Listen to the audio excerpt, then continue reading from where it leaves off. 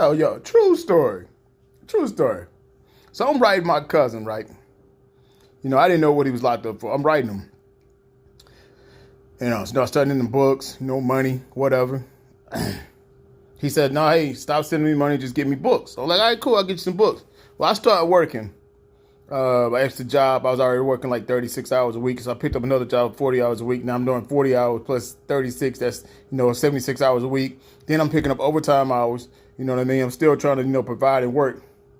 And I said, listen, I told my wife, I said, listen, write him, here's my cousin address. Write him and see what kind of books he needs. And just check in with him every now and then because I'm busy. She said she didn't think that was a good idea. I said, it's all good. It's no big deal. I kind of foresaw that, what could happen, in a sense, you know what I mean? I didn't think it was going to go where it went to, which you already know. So, fast forward, about, 6, 8 months later, I'm like, the letters are coming in her name now. I'm like, what the hell? So I'm like, hey, so what's going on with that? Oh, yeah, this and that. Sorry, stop writing. Because I'll take care of this. So I sent him a message like, listen, dog, I'm looking out for you and everything, but that's my wife. Here's a lot of different other numbers. Here's a lot of different other addresses and phone numbers that you can call out and reach out to.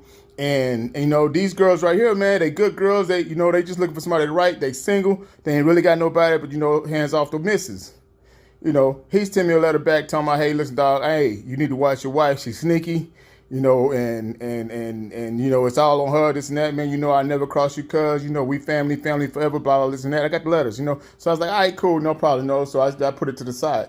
Fast forward to a few months later, you already know the deal. So now they back talking and everything. They think they madly in love and all this kind of stuff. And now here I am holding the bag of holding like, okay, what did I do wrong? Okay, well, I messed up with 3 important things that somebody told me a long time ago. Never let another guy know about your girl, your money, or your next move. Never let any other guy know about your girl, your money, or your next move. And I broke every last one of those things, and I learned my lesson. Don't let that be a lesson to you.